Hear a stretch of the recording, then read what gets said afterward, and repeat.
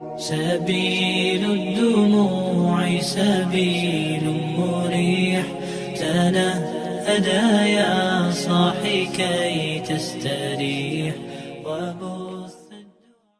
Saya tidak minta Bapak Ibu salat 24 jam. Saya tidak minta 24 jam baca Quran. Tapi manfaatkan, masing-masing usahakan memiliki wirid. Faham wirid? Wirid faham? Wirid. Ada wirid baca Quran, ada wirid salat, ada wirid zikir. Jadi wirid itu hal sederhana tapi diistiqomahkan. Contoh, sunnah qabliyah ba'diyah hanya 12 rakaat, tapi dapat sebagaimana bersabda SAW di hadis yang sahih yang diriwayatkan Imam Muslim, dapat rumah di dalam surga. 12 rakaat yang disebut sunnah qabliyah ba'diyah, 2 rakaat sebelum subuh. Cuba hitung sama-sama, karena banyak orang tidak tahu sunnah qabliyah subuh berapa. Saya berapa kali tanya sama jemaah, ada yang bilang 14, ada yang bilang 16, ada yang bilang 10. Yang disebut dalam hadis yang sahih 12. Barang siapa yang menjaga 12 rakaat dalam sehari dan semalam dapat rumah di surga, yang disebut oleh ulama sunnah qabliyah ba'diyah. 2 rakaat sebelum subuh. Yang dimaksud sunnah qabliyah ba'diyah beda sama sunnah umum. Sunnah qabliyah ba'diyah ada sunnah yang lain, itu namanya sunnah mutlak. Kalau dalam fikih disebut sunnah mutlak. Apa yang arti sunnah mutlak? Umum.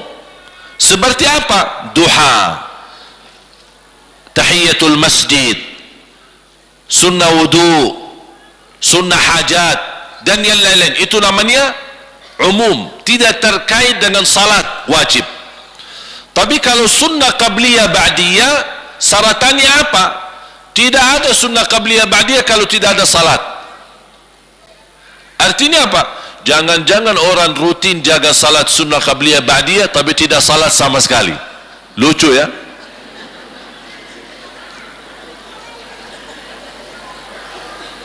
Sunnah qabliyah ba'diyah, adanya sunnah qabliyah ba'diyah karena ada wajibnya. Dan wajib itu kalau ada kekurangan di salat wajib, dan pasti ada kekurangan, tidak ada yang sempurna salatnya, termasuk saya.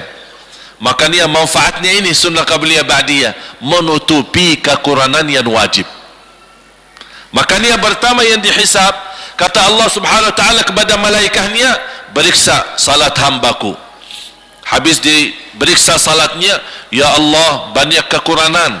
Apa kata Allah? Lihat sunnahnya. Ada enggak sunnahnya? Kata malaikat, ada ya Allah. Tutupi kekurangan yang wajib dengan salat sunnahnya. Dan ini salat sunnahnya termasuk sunnah qabliyah ba'diyah dan termasuk sunnah yang lain, menutupi kekurangan yang wajib. Makanya penting sekali walaupun hukumnya sunnah. 2 rakaat sebelum subuh, 4 rakaat sebelum zuhur, 2 rakaat sesudah salat zuhur.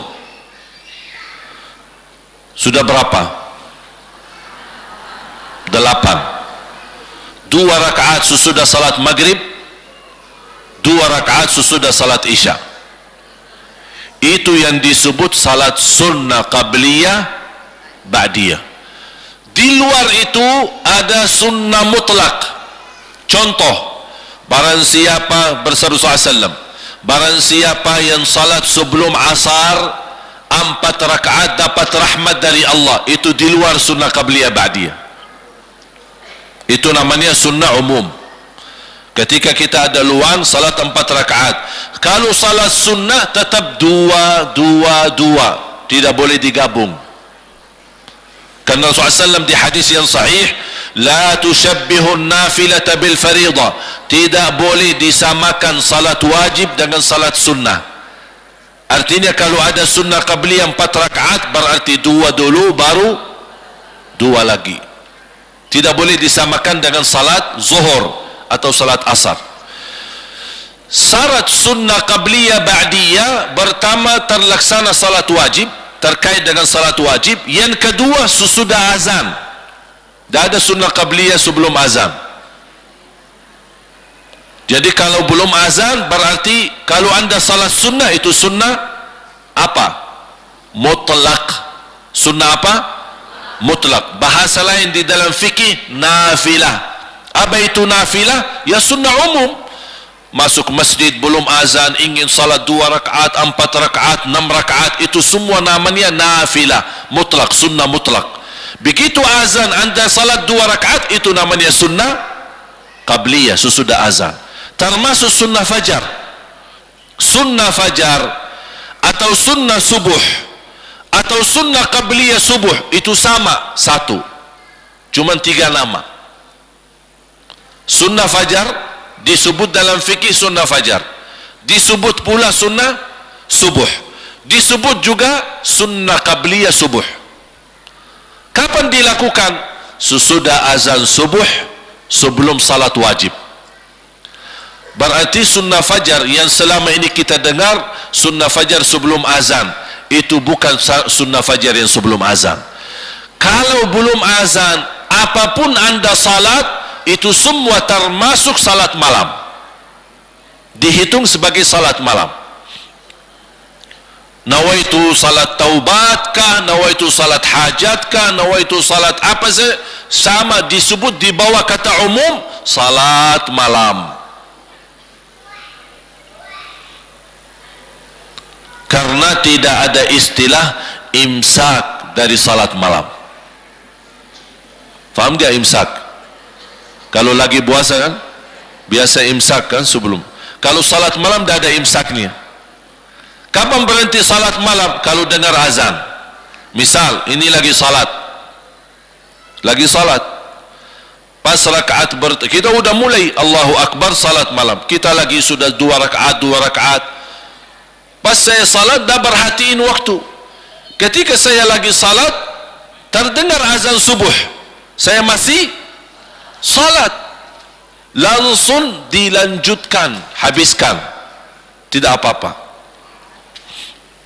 Bahkan ada satu hadis yang sahih, salatul laili mathna mathna mathna fa in khashiya ahadukum as-subha falyutir. Salat malam 2 dan barang siapa yang kekhawatiran masuk waktu subuh, segera tutup dengan witir. Ini bagi orang yang salat malam di terakhir, di ujung. Sudah faham?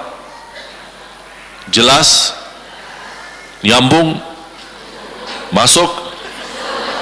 Alhamdulillah.